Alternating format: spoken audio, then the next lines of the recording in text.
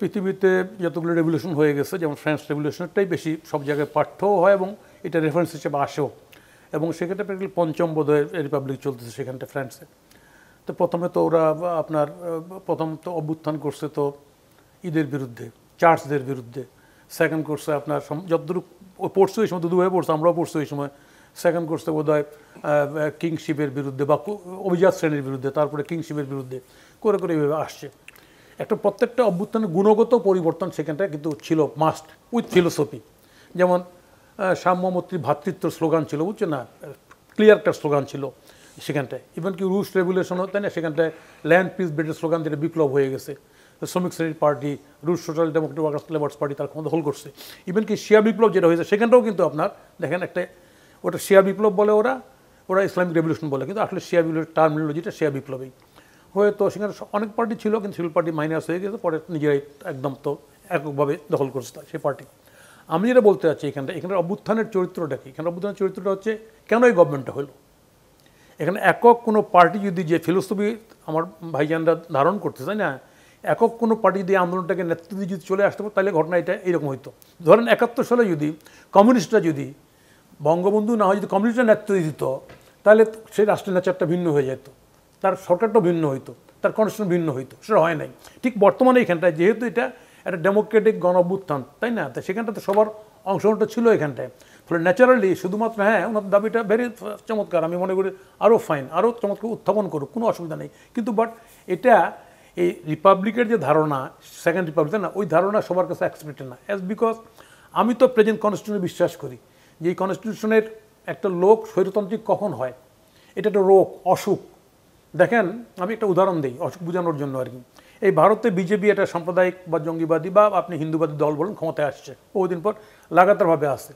ভারতে বহুদিনের একটা ট্র্যাডিশন ছিল যে প্রধান বিচারপতি, সরকার দলের প্রধান যিনি, প্রধানমন্ত্রী, প্রধান বিচারপতি এবং বিরোধী দলের যিনি নেতা, এই তিনজনের মিলে নির্বাচন কমিশন ঠিক করবে, তিনজনের।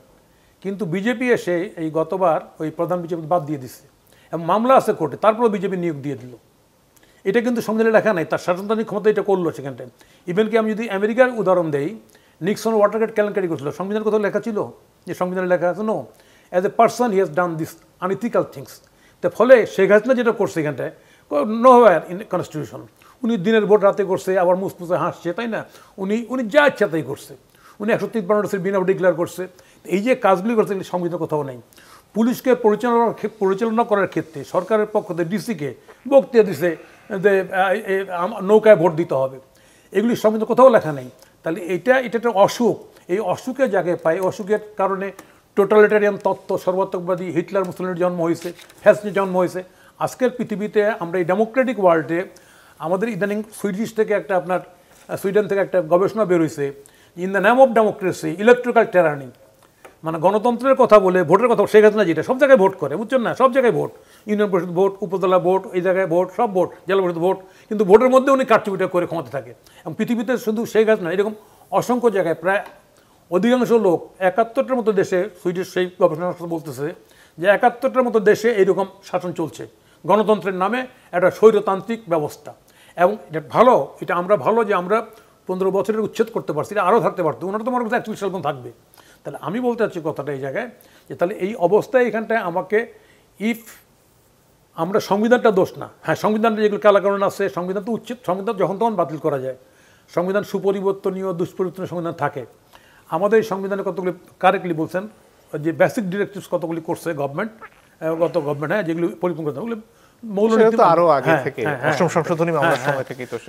ফলে এখানটায় আমি সংবিধানে যেগুলি ইউজলেস জিনিস, তাই না, আমি সংবিধানে পার্লামেন্ট এখানটায় ওই যে ব্রিটেনের কথা যদি বলেন, ওইখানটা খুব চমৎকার একটা কথা আছে যে ওরা সব কিছুই করতে পারে, শুধু নারীকে পুরুষ ছাড়া, পুরুষকে নারী ছাড়া। তো প্র্যাকটিক্যালি সংবিধানের পার্লামেন্টের সেই রাইট থাকে। এখন বাংলাদেশে এই অভ্যুত্থানের পর ন্যাচারালি আমরা যারা ক্ষমতায় ছিলাম অতীতে, আমাদের দুর্বলতাগুলো আমরা বুঝি। যারা ক্ষমতায় ছিলেন দীর্ঘদিন, একবার দুবার না, অনেকবার ক্ষমতা ছিলেন। ইভেন কি আওয়ামী লীগ যে কাজগুলি করে গেছে, তা আওয়ামী লীগের তার কাজে তাকে তার সাজা পেতেই হবে, এতে কোনো মাপ নাই, তাকে কেউ কনসিডার করবে না। বর্তমান মানুষ জনগণও কনসিডার করবে না। সেই জায়গায় দাঁড়িয়ে আমার কথা হচ্ছে যে একটা নতুন দল হয়েছে, সেই দলের ঘোষণা আরও গণতন্ত্রের জন্য, আরও বিপ্লবের জন্য থাকতেই পারে, থাকুক, এটাকে ওয়েলকাম করি। কিন্তু বাট প্রেজেন্ট যে বাস্তবতা, সেই বাস্তবতা দাঁড়িয়ে এখানটায় এখন এইটা এই গভর্নমেন্টের, হ্যাঁ ওনাদের গভর্নমেন্টের সঙ্গে যোগাযোগ থাকতে পারে, গভর্নমেন্টের মধ্যে কিছু লোকও থাকতে পারে, কিন্তু সেই লোক যদি এরকম কোনো মুভ করে তাহলে আমি বলছি যে প্রথমেই সেটা বিসমিল্লাহ গলদ হয়ে গেছে। এই কারণে এই গলদ হয়ে গেছে যে আমি প্রেজেন্ট কনস্টিটিউশনে আমার ওত টোত সব হয়ে গেছে। It is not a revolutionary government at all. যেগুলি জায়গায় হয়েছে সব জায়গায় রেভলিউশনারি গভর্নমেন্ট হয়েছিল। আপনি রুশ থেকে শুরু করে, আপনি ফ্রান্স থেকে শুরু করে, কমিউনিটি থেকে, সব জায়গায় বিপ্লবী সরকার। এটা হয় না এইখানটায়। ফলে চোর পালাইলে বুদ্ধি বেড়ে তো লাভ নাই। হ্যাঁ, এখন you can fight for the বেটারম্যান।